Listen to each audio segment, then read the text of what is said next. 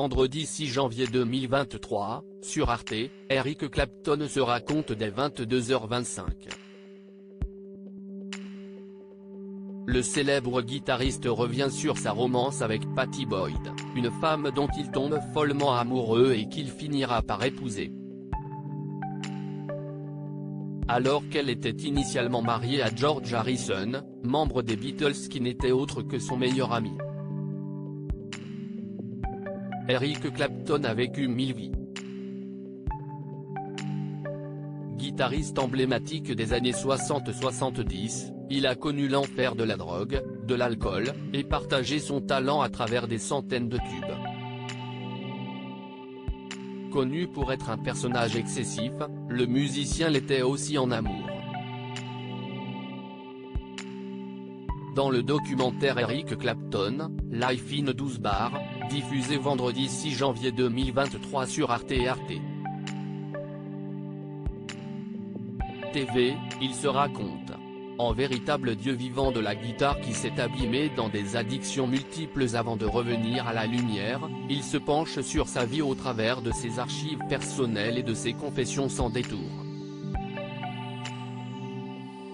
CIST par ses souvenirs, ses mots et les récits de Pattie Boyd, celle qui a fait chavirer son cœur lorsqu'il était un jeune artiste de blues aux cheveux longs, quest relater leur histoire d'amour impossible. Une rencontre décisive dans la vie d'Eric Clapton avant de devenir un guitariste célèbre dans plusieurs groupes de blues et de rock, celui qui a gardé des séquelles d'un traumatisme d'enfance jouait des disques dans sa chambre et cassait les oreilles de toute sa famille avec sa guitare acoustique. Très vite, son tempérament passionné se remarque dans son entourage. Lorsqu'il fait la connaissance de George Harrison, membre des Beatles, à la fin des années 60, CIST autour de leur amour commun pour la musique qu'il se rapproche.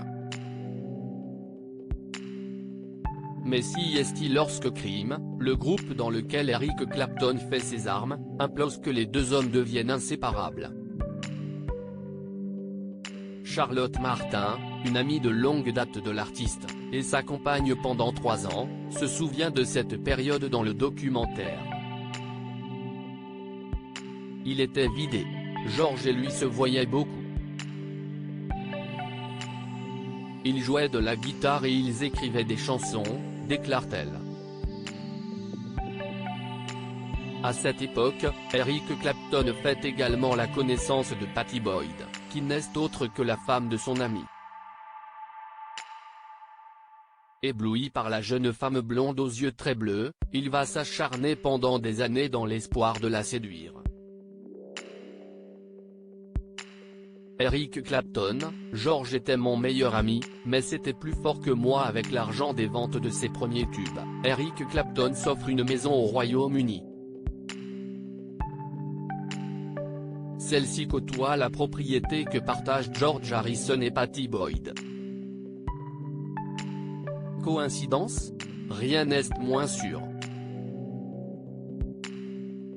On était 4 amis qui passaient beaucoup de temps ensemble.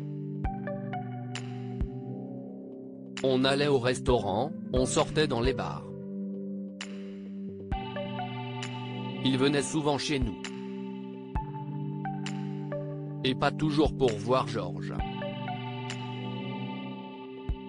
Eric posait sur moi des regards qui s'attardaient un peu plus longtemps que nécessaire, ça ne m'a pas échappé, se souvient Pattie Boyd dans le documentaire. Le concerné lui-même se remémore cette période de pure frénésie. Je savais que c'était mal. George était mon meilleur ami. Mais c'était plus fort que moi. J'étais convaincu de n'avoir jamais encore rencontré une femme aussi désirable dans ma vie. Elle avait beau être mariée, je la voulais.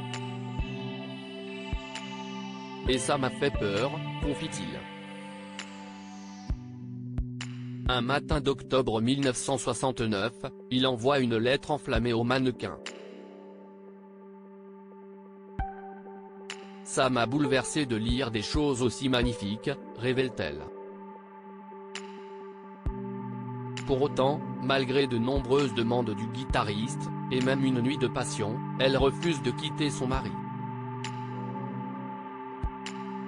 Une décision qui va grandement impacter Eric Clapton, pour qui l'obsession pour la jolie blonde ne tarira pas.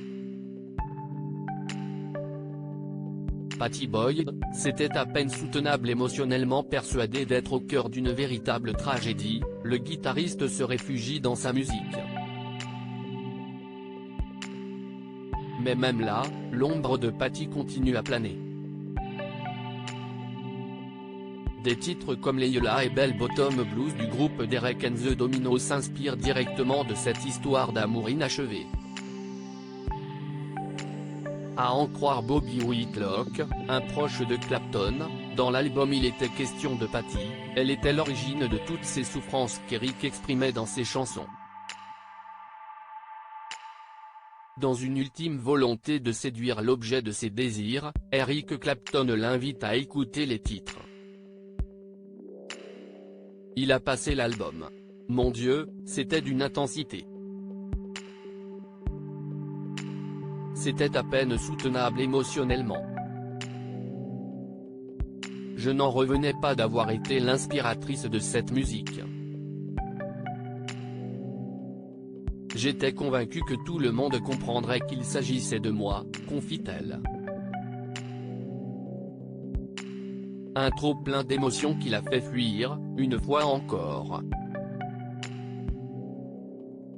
Il faudra attendre son divorce avec George Harrison en 1977 pour que l'idylle voie enfin le jour. Eric Clapton épouse Pattie Boyd en 1979. Mais leur histoire connaît des périodes très difficiles. L'alcoolisme du chanteur le rend parfois agressif, ignoble, exécrable. Ces infidélités pousseront la jeune femme vers un second divorce en 1988.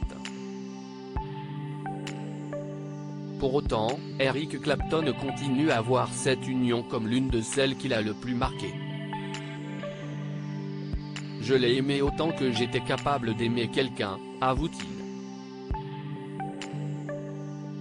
À lire aussi c'était comme si toute ma vie avait été un mensonge, ce traumatisme d'enfance dont Eric Clapton a gardé des séquelles.